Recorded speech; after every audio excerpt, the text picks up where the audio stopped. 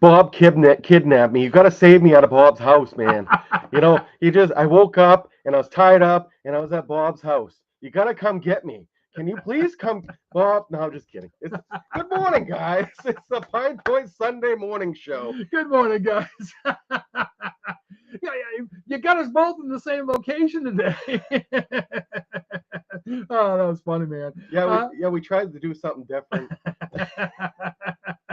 I'm like, hey, Bob, I got showings. I'll just come down to your house. How about that? Absolutely. So, hey, guys, welcome to the Pine Point Sunday morning show. Beautiful day out today. It's starting out to be a nice day. I think it's going to be pretty nice most of the day. I think talking maybe some showers later, but hey, we need it. We need it. We need it.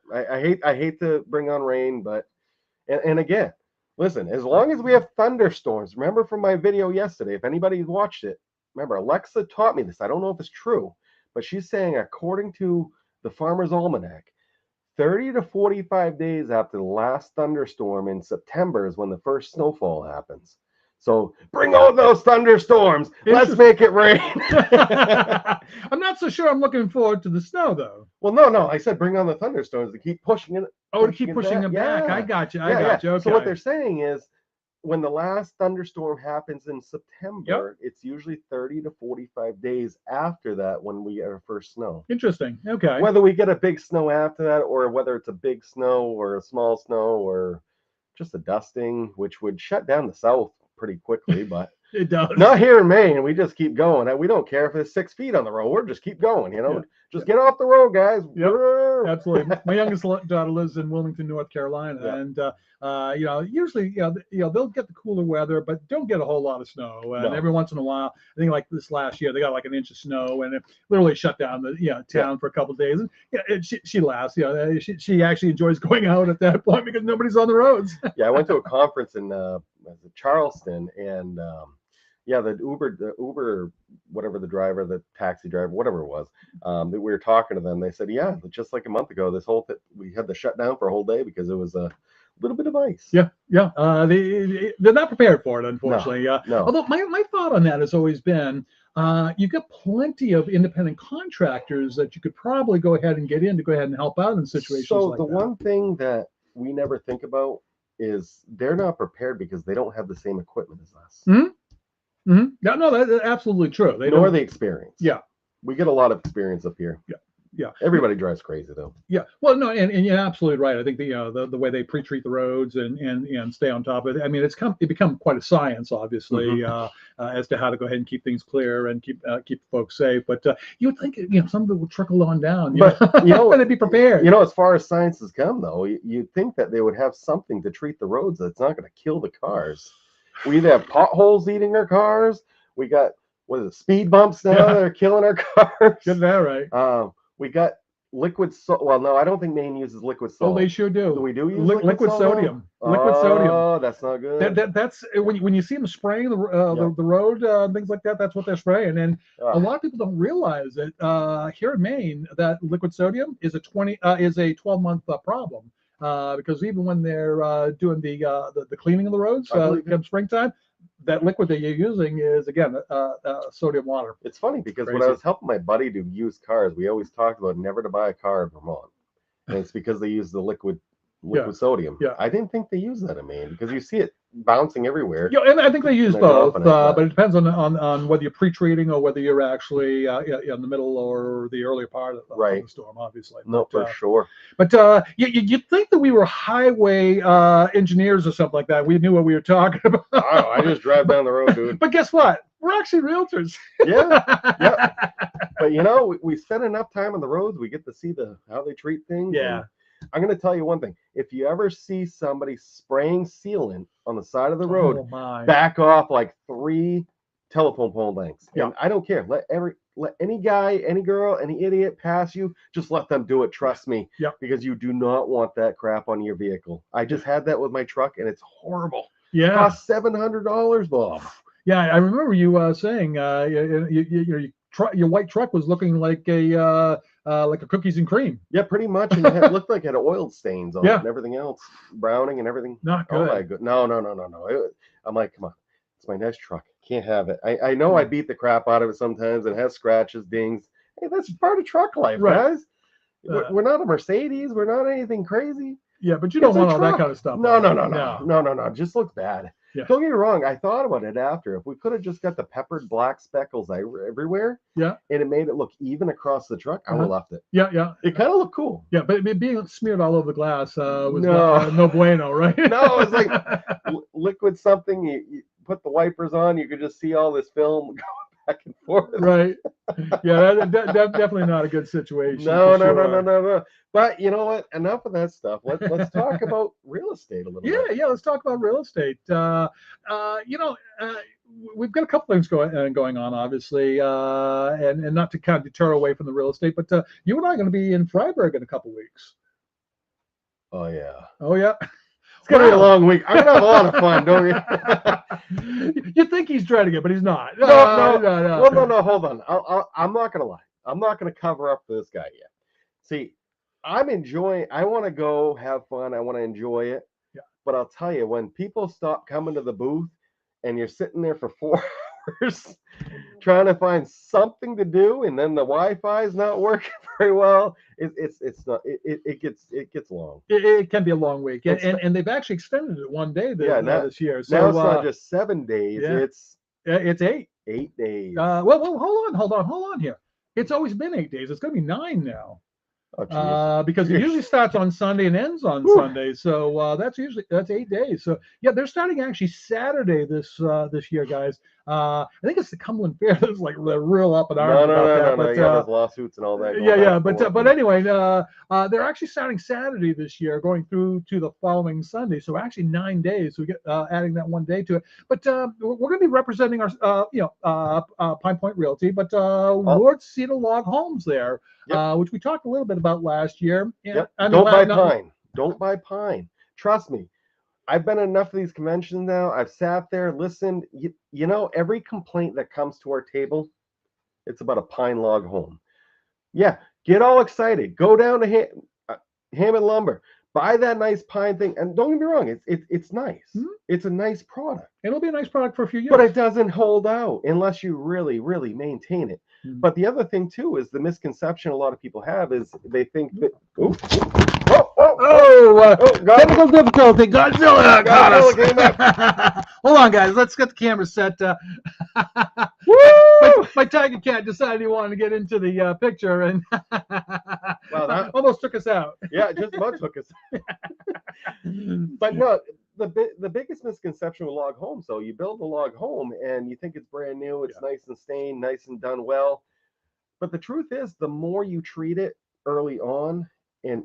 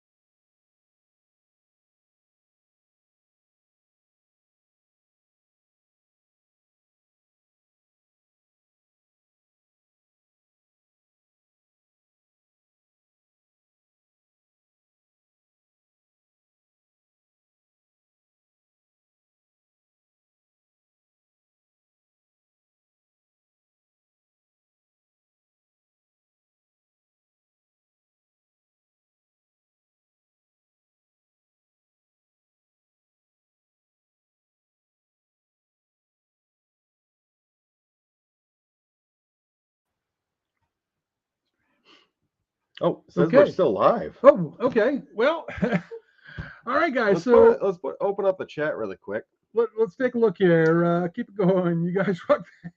Thanks, David. Appreciate it. Hey guys, sorry about that. We had Godzilla get on the table, knock everything out. We almost didn't make it. Tell you, Bob put up a hell of a fight. You want him in your corner? I'll tell you that. Big gorilla arms. Yeah, had to wrestle her down and pin her down. But man, she was a tough one. but anyway, we were talking about Ward Cedar log homes. Oh yeah. So yeah, like I said, the big thing is, like I said, with the log homes, you build a log home. It's not like a conventional home where you build it and it's good. You put the vinyl siding on. Pretty much your house is good for the next 20 years until you have to do the roof or whatever comes up. Besides exterior.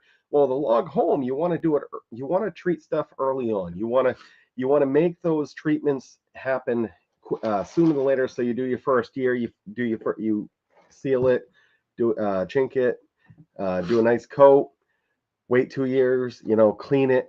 Don't ruin the surface because you don't want to break the surface. It's almost like cutting. It's almost like cooking steak, guys. You do not want to penetrate the meat because you'll lose the juice. Yeah. It's just like the wood. You want to seal the wood and hold that life in. So the more you can treat it, clean it without penetrating that barrier, and just keep treating it every 2 years and break it off slower and slower and slower as time goes, the more time you have and the more longevity you're going to have in that beautiful log home of yours to keep that nice patina or whatever you want to, sheen. Yeah.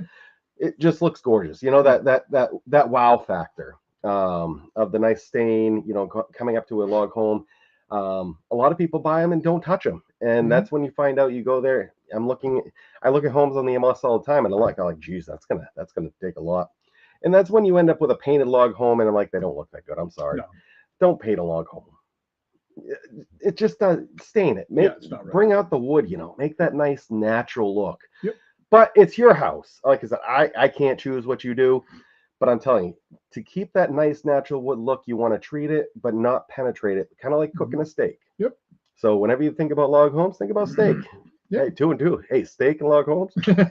I'm down. I'm down. Yeah, absolutely. It makes good sense. You want to go ahead and do the maintenance early on, do it frequently early on, and it'll help you out down the road. I think that kind of goes hand in hand with our other subject we wanted to talk about today. Kind of, but before we move on, I just want to reiterate again, though, the difference is with the cedar and the pine. Cedar, you're going to have a little bit of forgiveness, a little bit more forgiveness. It's just the grain structure is a little bit better than pine. Pine just it's a very, very soft wood, and it's going to get penetrated by bugs. It's going to be where cedar's naturally bug resistant, naturally water resistant. So you've got a positive and a much better material that's going to help hold your value, look so much better. And honestly, again, early on maintenance helps longevity with these.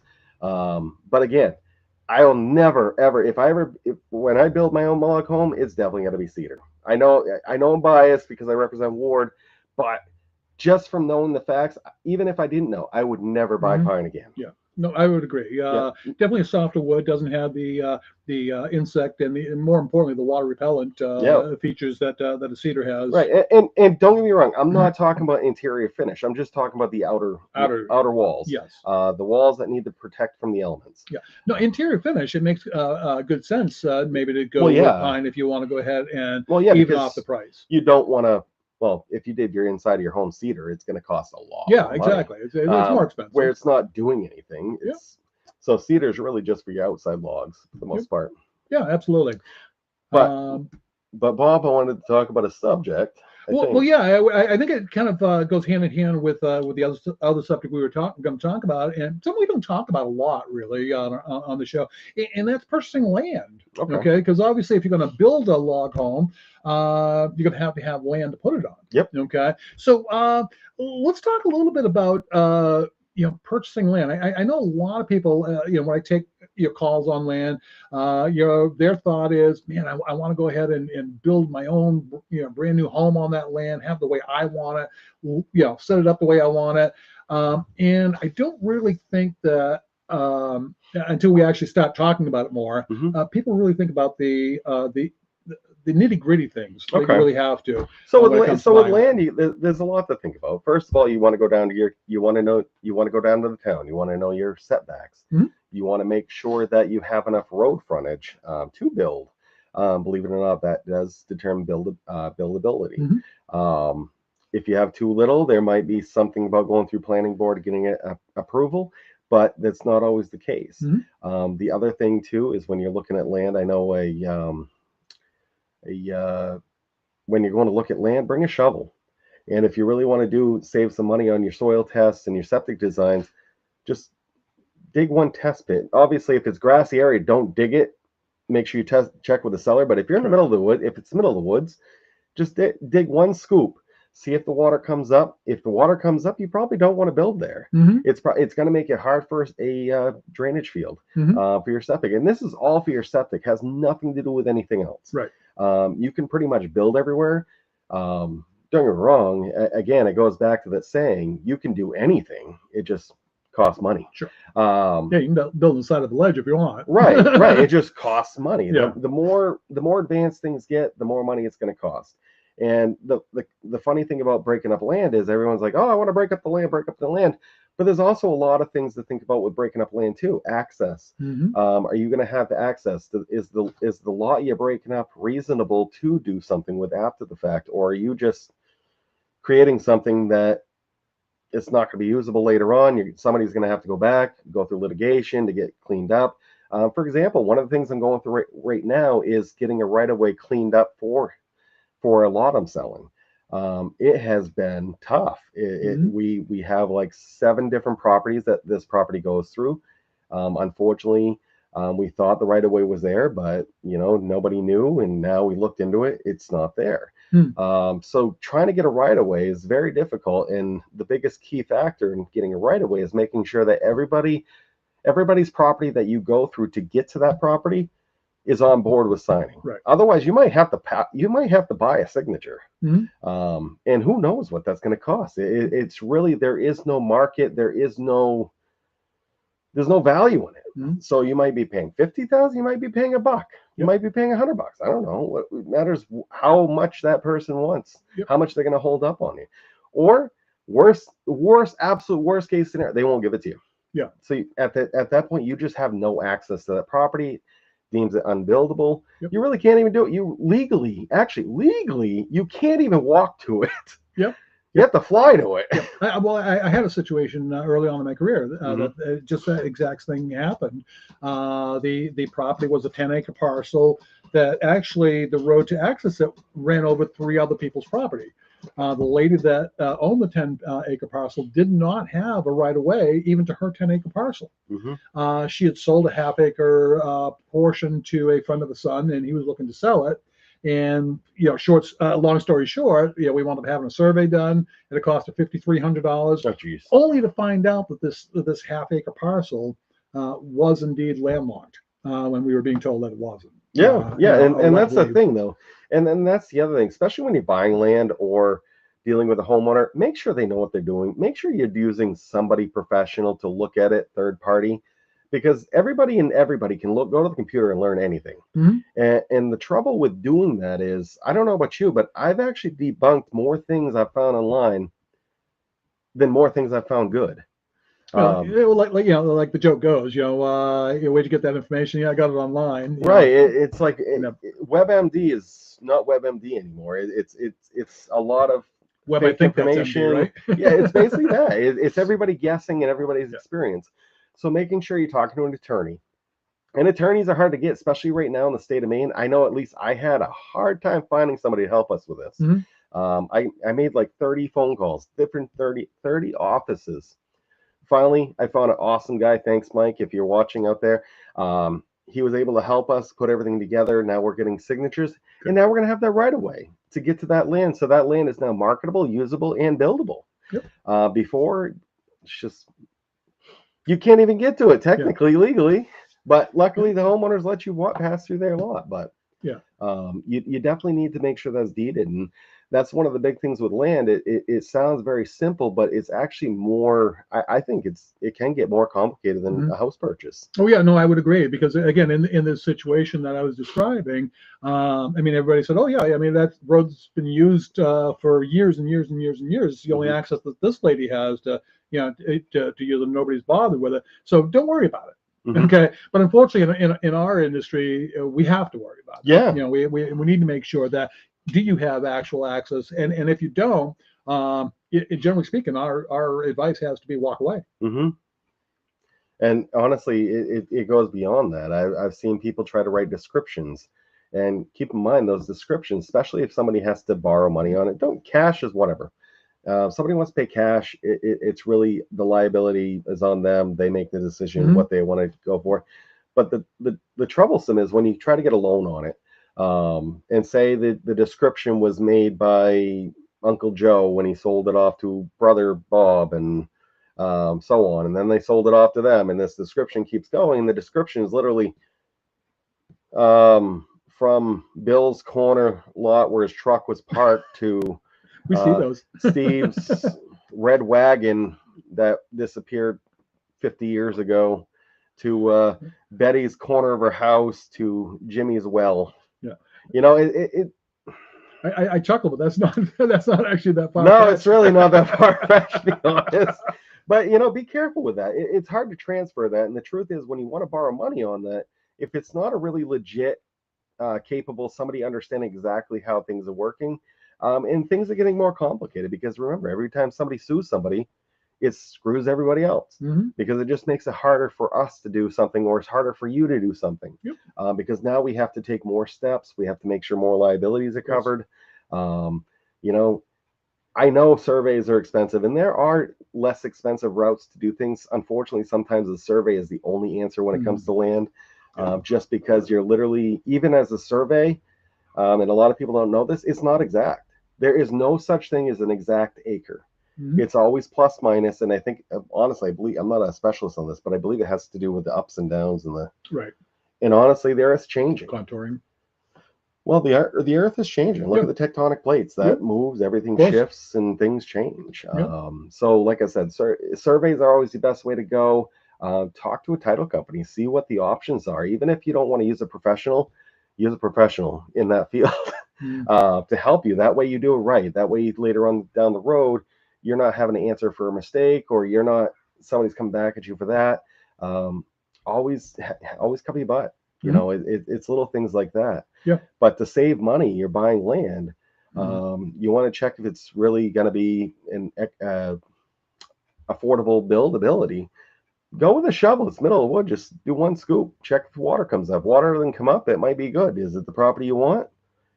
Move on. The other things that come up a lot when we're talking about building is ledge and boulders. Hmm.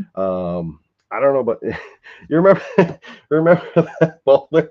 I think I showed you. We were there was a build in Norway, and literally they were trying to put a driveway in, and they started digging trying to get this boulder out. The boulder was bigger than a house, Oh.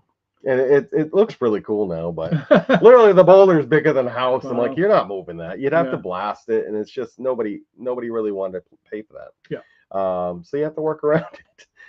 But ledge, boulders, those are big things. And again, then it comes down to placing your lot, having the DOT approve your driveway. Is it a safe access point from the road that is approvable for a driveway? That's another factor for Hmm. building. Um, and then if you're looking to subdivide, subdivisions are, when you start dividing land, it gets really complicated, because now you're looking at endangered animals, you're looking at vernal pools, you're looking at this. You got to get biologists Hmm. sign off. You got to get the towns to sign off. You got to get a survey. There's a lot to it. Yeah. And it does get expensive and very time consuming. One of the things that we do on our end as real estate agents is we help get through people through these situations. We run into title issues all the time. Hmm. Last week, I was dealing with a title issue that almost stopped us from closing. Literally, the seller ended up getting a second mortgage a couple of years ago, and all of a sudden, the mortgage company in California assigned the mortgage to another company, which is general normal practice. It's done every day. It's part of the whole back end banking industry. Mm-hmm.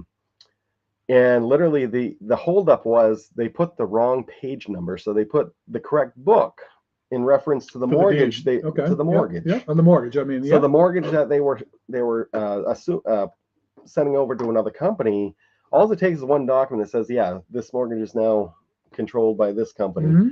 Literally, it was just off by the page number. Yeah. It was supposed to be 54 or 68 on the actual, and it took 3 days to get that cured. And luckily we were able to cure that in 3 days, because sometimes it takes months. Stuff like that comes up and people don't think about it. Don't get me wrong, selling real estate can be very, very simple. Mm-hmm. But in turn, that simple can turn into something very drastic, very stressful. Mm-hmm. And if you don't have people, even if we don't know what we're doing, we know the people and how to handle it and how to talk and ask the right questions, and also go and kind of keep everybody calm. Knowing we're the what's going on. We're the conductors. Keeping all the musical instruments playing in tune. As we go along. So going back to buying land. So if you're buying land to build, the biggest thing is you've got to look at where you're lending from.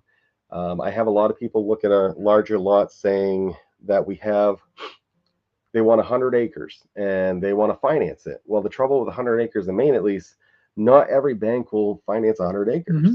And it's the fact that they don't want you buying it and dividing it. Mm-hmm. And that's the first thing they think of when you see a large lot. Yep.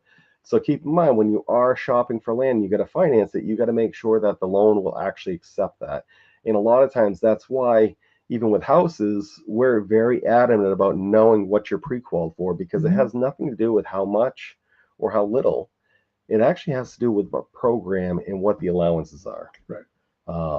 So when I go into a house, per se, I know we're talking about land, but when I go into a house, I'm going through looking at a house. Well, you're looking through saying, hey, can my bed go here? Can my couch go here?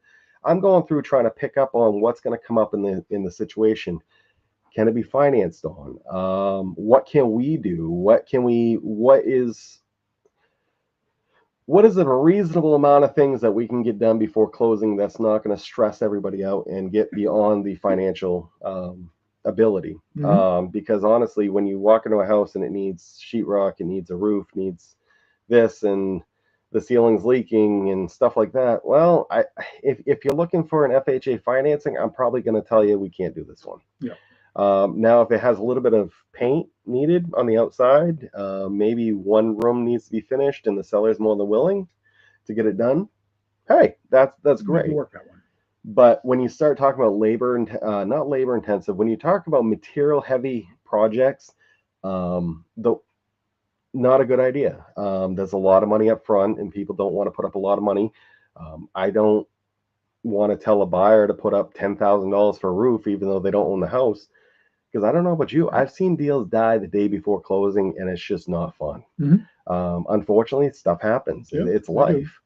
And for us, we take the detriment, but the reality is on to the next. It's just like when you go into a restaurant and somebody orders something and you don't have one item and they take off because they don't want anything. It's just like us. It didn't work out. We move on to the next sale. Yep, absolutely. No, you're absolutely right. There's a lot that goes into it, a lot of decisions that need to be made, a lot of research that needs to be done to go ahead and make sure that you're dotting all those I's, crossing all those T's. And there's a lot to it. But that's where the benefit of having a good realtor come in handy. One of the things I'm going to talk on my show this week about is just indeed that, how to find a good realtor, and the things that you should look at, and someone that's going to be able to step you through those processes is going to be a big deal. But going back to building really quick, not really quick, but going back to building though, there's always the financing part of the land that's always tough.